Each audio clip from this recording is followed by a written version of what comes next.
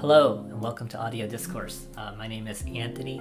I'm also known as Android on the forums, and I'm going to do a review of the Unique Melody Custom MEST today. I'm also going to be comparing it to the Universal MEST as well as a few other stuff I have with me here. I do want to bring a point that this Unique Melody Custom MEST was provided to me by Unique Melody themselves for review. I also did a Unique Melody loaner review a few months ago of the Universal. This Universal is actually on loan to me by my friend Tyler, also known as Tyler Eclectic or Darf Pool, and he's got his own YouTube channel and show Hi-Fi After Dark, and I'll link that below, as well as headphones.com. And I also did a review of the mini MEST over the summer as well. So this is the final chapter of the MEST trilogy. So today I'll go over, I guess, the process of making a custom and what the differences are generally to a universal, and also go over the accessories these two come with, and also go over I guess sound and general observations between these two. So let's talk about why you want to buy a custom. Most people are probably familiar with a universal.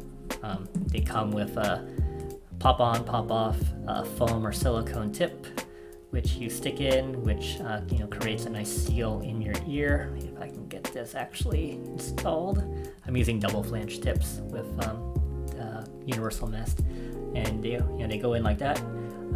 Problem with universals is they're made to be universal, so they're not. They may not fit everyone, so you may get sound leakage, poor bass, poor treble. May not fit, may cause ear pain, etc., which is an issue with a lot of IEMs for me on my right ear. I review IEMs, but not all of them fit very well for me. With a custom, you get a custom IEM that fits in your ear, as your ear fits. So, like so. What you do is you go to an audiologist, get impression made of your ear. So they take silicone goo and put it in a syringe and shoot it into your ear, let it set, pops out ear mold that kind of looks like a messier version of this, and then you send it to the manufacturer, in this case Unique Melody, and then they'll cast a shell based on your mold, using your mold, and then create the product from that impression. And one thing that Unique Melody and a few other companies are doing now is they're actually allowing you to take 3D scanned files of in your impression and just sending the computer file to the company, and then they'll create the mold and product from a 3D STL file. So I've gotten that done now 3 times using the same STL file. I made at first actually made custom ear tips for the Campfire Solaris, and then I used that same file that they made for that to make the T Audio Legacy 3, and then the Unique Melody MEST was also made from the same file. So 3 products, all of them just fit slightly differently. This is the Viento. I made this earlier this year with real impressions. They actually don't take 3D files. These are very similar in fit, except the MEST custom has a slightly, it's probably really hard to see on camera, but slightly deeper insertion, so the canal is slightly past the second bend, where this kind of ends right at the second bend. And then the canal itself is a thicker fit, so it's very, very tight fit across the board. I thought this was a tight fit compared to my other customs, so I actually have another Unique Melody custom, and then also T Audio. I thought this was tight. This was tight kind of around the outer ear. This is even tighter. The ear canal is much bigger shape, and I think that's probably because of the bone conductor.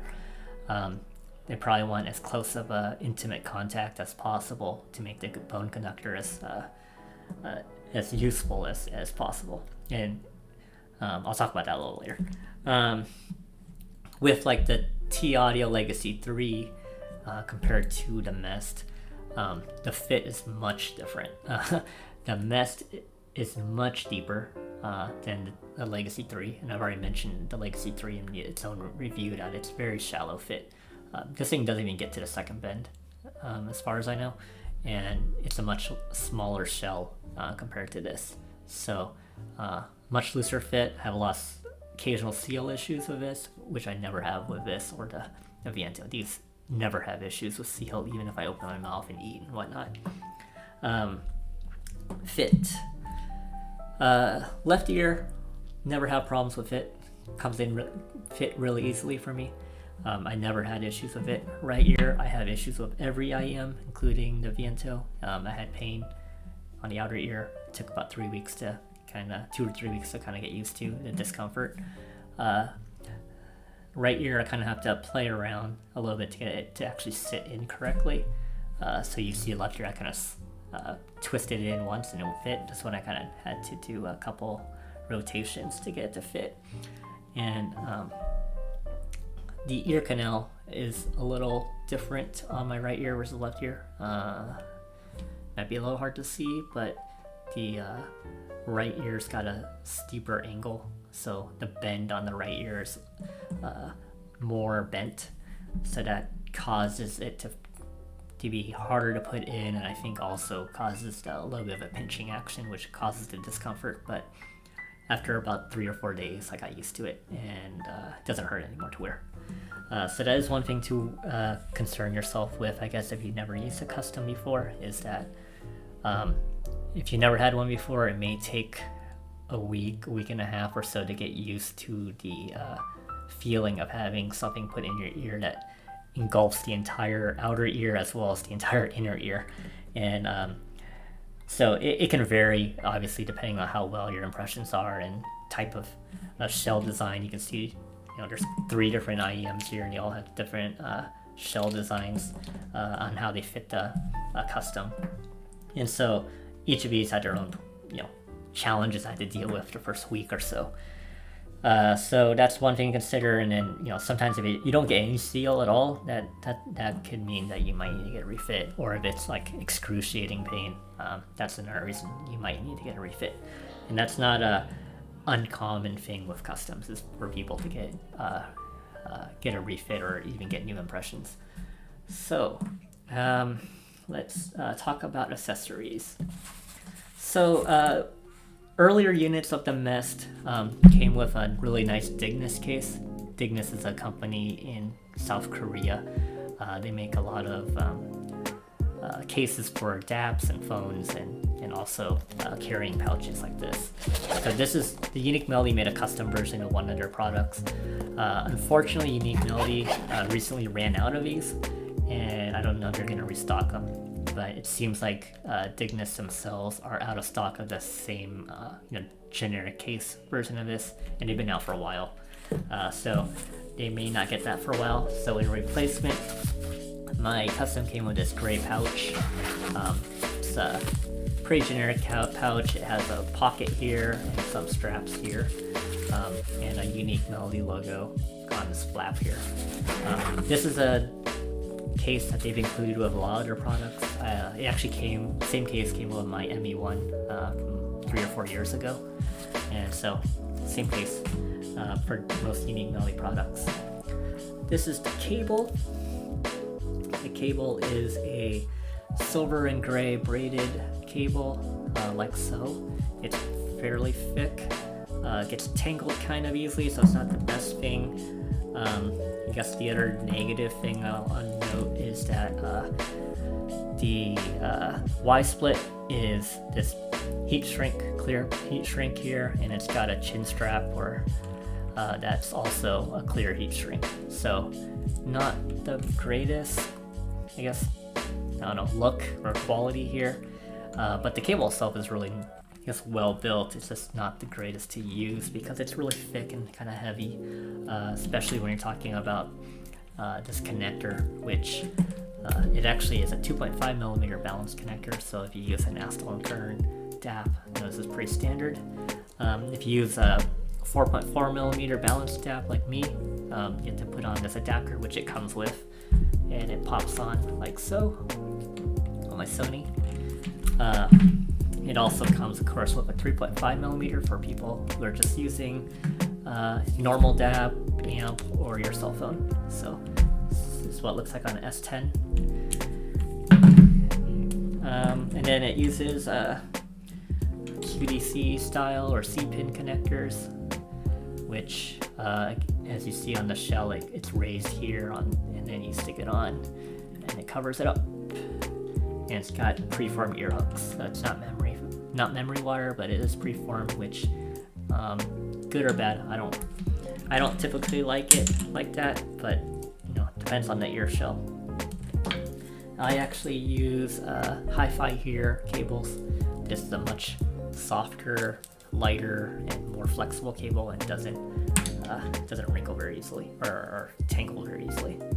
And on top of that, it's got built-in 4.4 and actual splitter and chin strap. All right, let's talk about something different. Let's talk about the sound. So I'm going to get a little scientific-y with you and open up measurements. So the red graph you see on the screen is the Unique Melody MEST Custom, and the black line is the universal version. The red line, these were both measured on the IEC 711 coupler that I have. There's no standardized process of measuring a custom, so I kind of had to make a custom coupling thing with it using putty. Then I had to go back and recheck to hear if it actually was close enough to what I actually do here. So what I did was I measured it, saw that big 12K peak at the end, and then listened to test tones at various frequencies like 9, 10, 11, 12, 13, 14K, and did actually hear I guess 12K peak listening to it. So I kind of confirmed that this actually is pretty accurate, at least to my ears. With the universal, the big difference between that and the custom, at least on this graph as you see, and actually in hearing as well, is the 6K range. So mostly, in general, treble, and also the lower bass area. And both of these are actually audible, which I'll talk about in a sec. But with most customs in general, you'll hear typical shifts in frequency, treble peaks. So in this case, the treble peak at the universal, is kind of in the 6K range, and with the custom, because you're getting a deeper insertion, that treble peak kind of moves further to the right, and you'll hear I guess that 12K peak. So let's talk about that 12K peak. So I'm going to start with the negatives, unfortunately. The 12K peak is audible. Most instruments don't extend that far, but there are some, like snare drums, cymbals, hi-hats, violins, higher pitch instruments, or ones that have upper harmonics that kind of extend farther out as they resonate. And so when I listen to like a lot of trio jazz, like Tingval Trio and Vince Guaraldi Trio and Go-Go Penguin, stuff like that, lots of cymbals, lots of snare drums, that can become pretty fatiguing actually with the custom, and because of that 12K peak, at least that's how I hear it. So if I listen to it loud, then that becomes fatiguing. If I listen to it at my normal 65-70 dB volume, then it's not that big of a deal.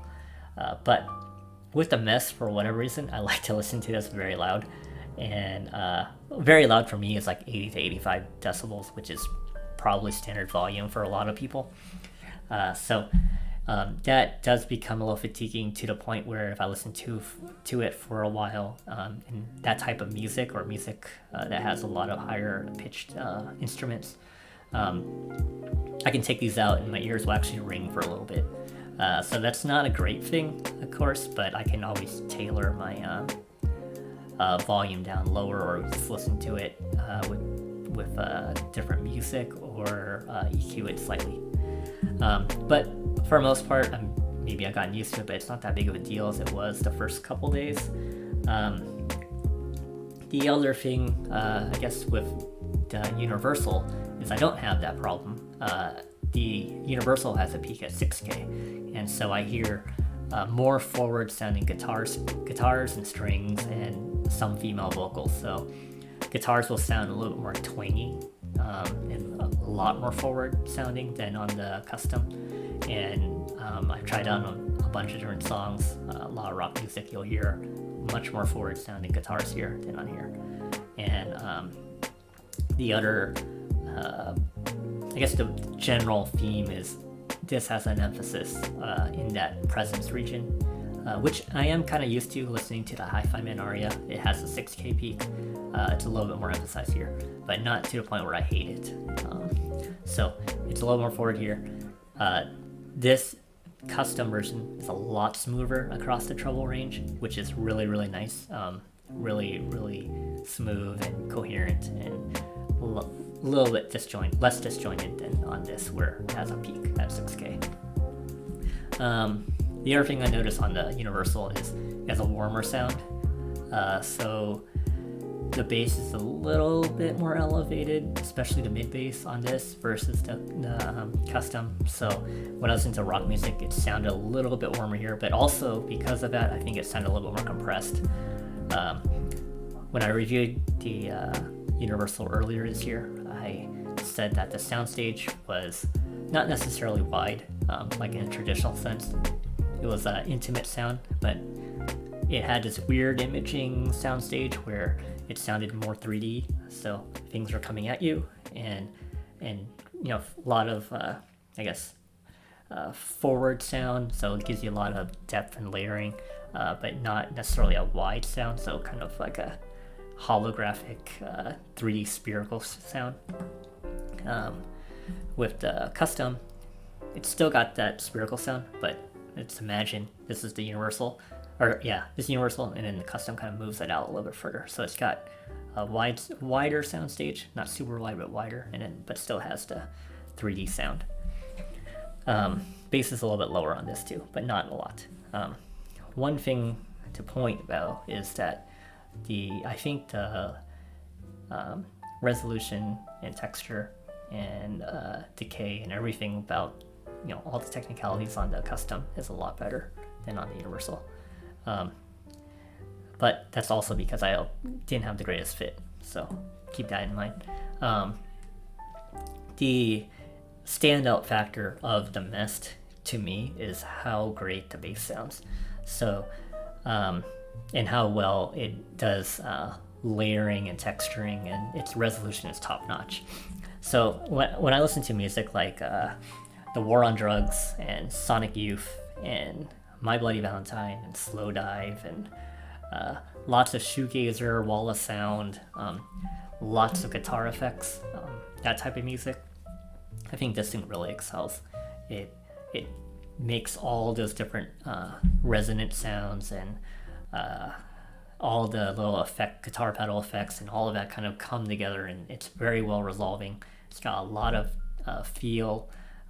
It's got a lot of tactile sound. So whether that's a bone conductor or not, I feel like I hear a little bit more vibration when I listen to this, a little bit more punchiness, and it's just, maybe that's not because I don't listen to a lot of heavy bass emphasis like dynamic drivers, but this has more of that tactile feel and vibrating feel and resonant sound than like the Neo, which I recently reviewed last week.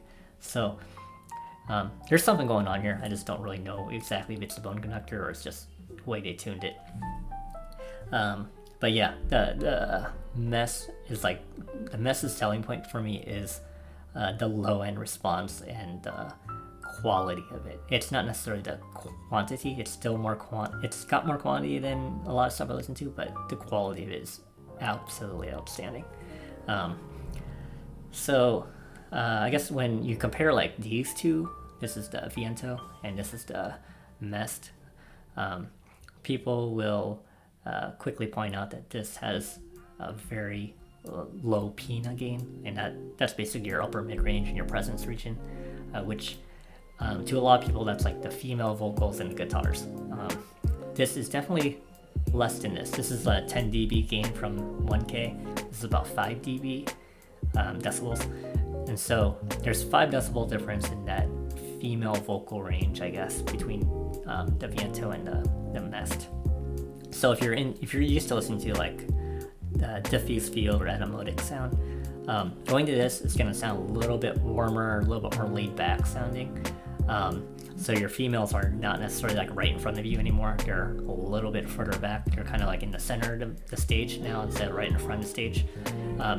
That's not a bad thing at all. I actually really like that sometimes, because sometimes that becomes a little too aggressive and guitar strings become a little too aggressive. Especially, I listen to a lot of bluegrass, like an Alison Krauss in bluegrass. So you got female vocal and you got like a lot of strings, every string instrument you can think of. And so having that a little bit more recessed is actually really good in that sense.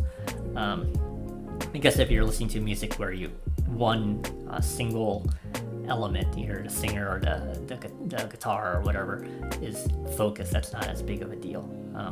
But in this case, it actually helps create a bigger sound stage than it may really be in that sense.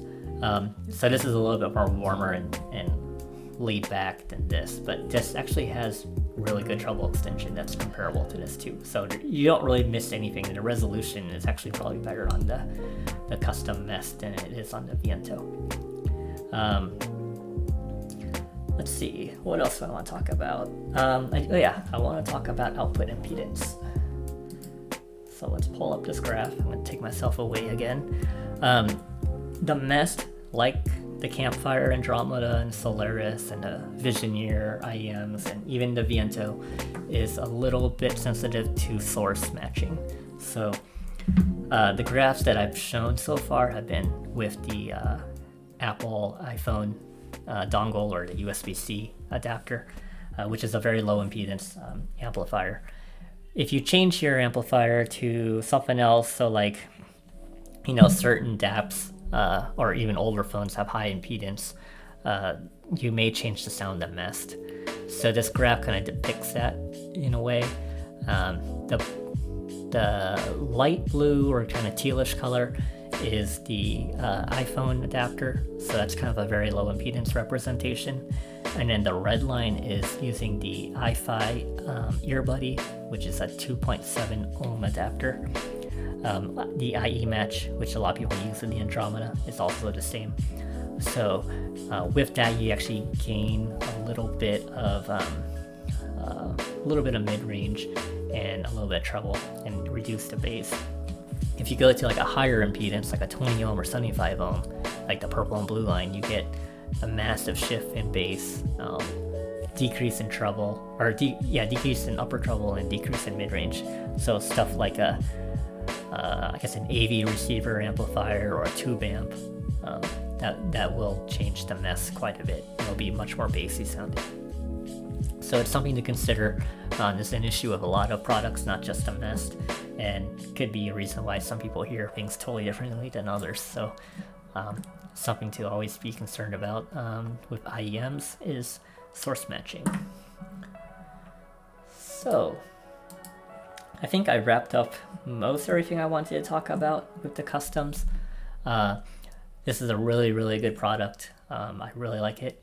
Whether it's worth the extra $300 from the $13.99 Universal is kind of up to you, but for me, both are really good. But I did have a little bit of fit issue, a little bit of seal issue, and I don't have that at all with this. And it also improves the treble for me. I get a lot more smoother treble sound, and the added bass, seal helps get that extra tactility, which makes this like super, super engaging. And I highly recommend it. It's definitely one of my favorite IEM products on the market today. And I've reviewed a whole bunch of really good stuff recently, like the Neo and Andromeda 2020 and Monarch and Clairvoyance, and this is still probably my favorite of all of them because it's got a unique sound to it that's not totally off. And so if you have any, I guess, comments or questions, you can feel free to add it to the comments or email me or find me on Discord and or HeadFi at Android. And I guess if you like, you can like the button or subscribe or hit the bell or whatever it is that people do. And we'll see you next time. Bye.